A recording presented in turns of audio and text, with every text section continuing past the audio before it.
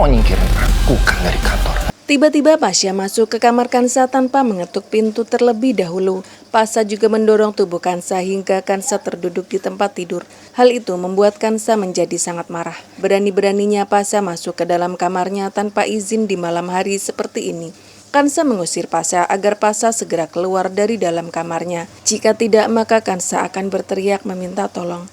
Pasha menantang Kansa. Dia menyuruh Kansa berteriak agar semua orang datang dan hal itu akan membuat Kansa malu karena Kansa berduaan dengan seorang pria di dalam kamarnya yang tertutup rapat. Kansa pun mengurungkan niatnya karena dia tidak ingin terjadi keributan di rumah Bu Anggun. Kansa bertanya apa maunya Pasha yang sebenarnya. Pasha memperingatkan agar Kansa tidak mengusik hidupnya. Pasha tahu kalau Kansa sengaja ingin menyingkirkan dirinya dari perusahaan kopi angkasa.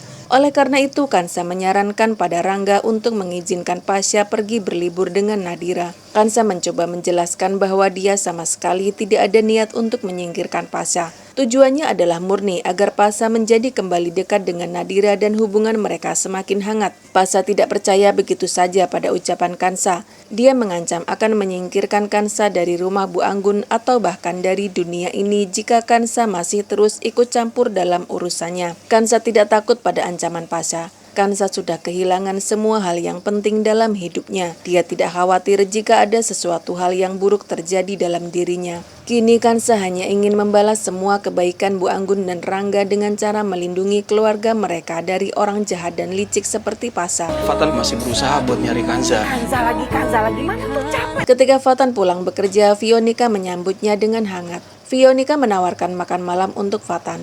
Fatan menolak. Fatan juga memperingatkan Fionika agar tidak perlu lagi terus-menerus mengejar dirinya. Fatan tidak suka ketika Fionika pergi ke rumah sakit untuk mengirimkan makan siang. Bagi Fatan, Kansa masih hidup. Jadi sampai kapanpun Fatan tidak akan pernah bisa menerima kehadiran Fionika dalam hidupnya. Bu Linda kesal dan marah karena Fatan terus-menerus membahas tentang Kansa. Bu Linda ingin agar Fatan secepatnya melupakan Kansa dan menerima kenyataan kalau Kansa tidak akan pernah kembali lagi.